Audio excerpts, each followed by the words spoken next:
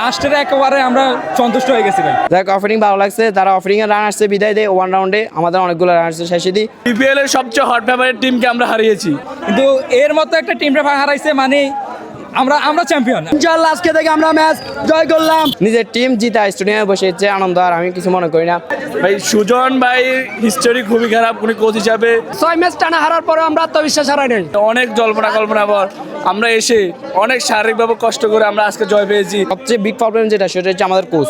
আমাদের কোচটা শেষ করতে চাই। আমাদের নোয়াখালী এক্সপ্রেস ভালো একটা পয়েন্ট নিয়ে এই টুর্নামেন্ট থেকে বিদায় নিবে। ভাই আমরা কথা সুধারণের কারণে আমরা পাঁচটা ম্যাচ হারিয়ে গেছি, সে আমাদের লোকগুলোরে সুন্দর করে নামাতে পারে নাই, এই জন্য আমরা পাঁচটা ম্যাচ হারিয়ে গেলাম।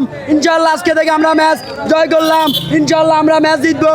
আমরা এই বছর থেকে আমরা নোয়াখালী আমরা দল নিলাম, এই জন্য আমরা এটা নিয়ে খুবই করি। ইনশাআল্লাহ আমরা কাপ নিব।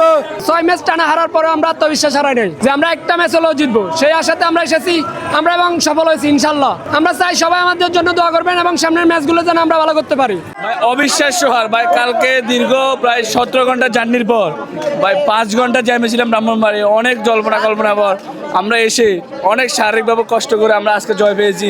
এটা শারীরিক কষ্ট আমরা সব মিটে গেছে। আমরা ভাই আমাদের জয়টা খুবই ভালো লাগছে, অবিশ্বাস্য একটা জয় হয়েছে এটা আমাদের। বিপিএল এর সবচেয়ে হট ফেভারিট টিমকে আমরা হারিয়েছি। ইনশাআল্লাহ আমরা এবার বিপিএল এর ফাইনাল খেলবো এবং চ্যাম্পিয়ন হবো ইনশাআল্লাহ।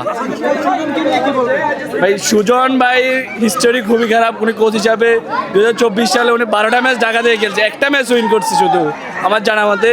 ওনাকে কোচ হিসাবে বাতিল করে আমাদের একটা ভালো বিদেশি কোচ বা দেশি কোচ নিয়োগ দিলে আমাদের টিমটা আরো ভালো হবে ইনশাআল্লাহ, আমি এটা আশাবাদী। নোয়াখালী থেকে আসছিলাম গতকালকে রাত্রে, আসার পরে আমরা ছিলাম এখানেই ছিলাম, আস্তে আস্তে আমাদের অনেক রাত হয়ে গেছে, যার কারণে আমরা খেলা পুরোটি দেখতে পারি নাই।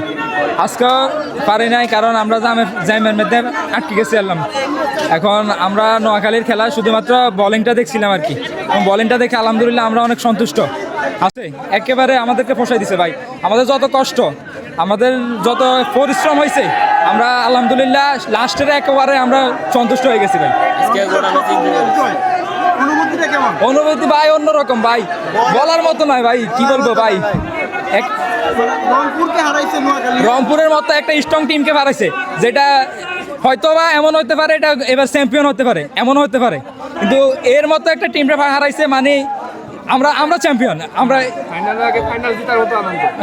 ফাইনাল জিতার মতো আনন্দ ভাই। আমাদেরকে ভালো লাগতেছে কারণ আমাদের নোয়াখালী, আমি প্রথম ম্যাচও খেলা দেখতে আসছিলাম। হ্যাঁ, প্রথম ম্যাচ উদ্বোধনী ম্যাচ আমরা অনেক হতাশা নিয়ে আবার সিলেট থেকে নোয়াখালী ব্যাক করেছি, আমরা নোয়াখালী জিততে পারি নাই, টানা 6টা ম্যাচ হেরেছে। তারপরও আমরা মানে আশা হারাই নাই, আজকে আবার ম্যাচটি দেখতে আসছি। যাই হোক আলহামদুলিল্লাহ আজকে আমরা এমন একটা টিমের সাথে যাচ্ছি যে টিম এই টুর্নামেন্টের সবচেয়ে মানে শক্তিশালী দল, ওই টিমকে আমরা ম্যাচে হারিয়েছি। যাক আমাদের থেকে অনেক ভালো লাগতেছে কারণ নিজের টিম জিতা স্টেডিয়ামে বসে ইচ্ছে আনন্দ, আর আমি কিছু মনে করি না। আর হচ্ছে কি আমাদের যে সবচেয়ে বিগ প্রবলেম যেটা সেটা হচ্ছে আমাদের কোচ। আমাদের কোচটা শেষ করতে চাই। কোচের যদি হিস্ট্রি যদি দেখেন লাস্ট কয়েকটা বিপিএল এর লাস্ট 30টা ম্যাচে সে মনে ম্যাচ দিচ্ছে 3টা না 4টা, তাহলে ওই কোচের হিস্ট্রি যদি দেখেন তাহলে ওই কোচটা তো আমাদের সবচেয়ে বড় সমস্যা। আর আমাদের দেশি ক্রিকেটারগুলো যদি দেখেন একটা ক্রিকেটার কিন্তু এর ফর্মে নাই, একটা ক্রিকেটার টি20 বিশ্বকাপে জায়গায় পায় নাই, তো অফ ফর্মে ক্রিকেটার দিয়ে আমাদের দল সাজাইছেন। তারপরে আপনি যদি দেখেন বিদেশি ক্রিকেটার মোহাম্মদ নামি ছাড়া আর একটা ক্রিকেটারও ওরকম কোনো নামি দামি ক্রিকেটার না। হ্যাঁ, আর ওই একটা ক্রিকেটারের কোনো ইয়ে নাই। তো এই টিম নিয়ে তো আমাদের আর বাকি টিমগুলো তো দেখতে হবে। হ্যাঁ, তো আমরা যাই হোক আশাবাদী আছি যে আগামী যে ম্যাচ 3টা আছে ইনশাল্লাহ আমরা ওই 3টা ম্যাচও জিতবো। অনেকদিন দেখলাম আমাদের সোহান ওপেনিং খেলছে, তারপরে আজকে দেখলাম সাদাত হোসেন দীপু এবং সুমেশ সরকার ওপেনিং খেলছে। যাই হোক ওপেনিং ভালো লাগছে, তারা ওপেনিংয়ে রান আসছে বিদায় দেয় ওয়ান রাউন্ডে, আমাদের অনেকগুলো রান আসছে শেষে দিই। একের পর এক ব্যাটসম্যান যাওয়াতে আর রান হয় নাই। এখন থেকে নোয়াখালী আর হারবে না এমন মনে হয়? ইনশাআল্লাহ আমার মনে হয় আজকে যেহেতু রংপুরের মতো টিমকে হারিয়েছে ইনশাআল্লাহ সামনের 3 ম্যাচ আমরা জিতে যাবো ইনশাআল্লাহ। নোয়াখালী কি কোয়ার্টার ফাইনাল উঠতে পারে মনে হয়? কোয়ার্টার ফাইনাল আমার ধরেন আর আছে আমাদের 3 ম্যাচে যখন জিতে তাহলে 4 ম্যাচ আর কি। আমার মনে হয় যদি আর বাকি যদি ঢাকা আছে ঢাকা 2 ম্যাচ জিতছে, ঢাকা যদি সবগুলো ম্যাচ ধরেন হারে আর নোয়াখালী যদি 4 ম্যাচ জিতে ধরেন, আর নেক্সট হচ্ছে মানে কোন একটা টিম যদি খারাপ ধরেন ভাগ্যে যদি থাকে ইনশাল্লাহ হয়তো আমরা কোয়ার্টার ফাইনাল খেলতে পারবো আর কি।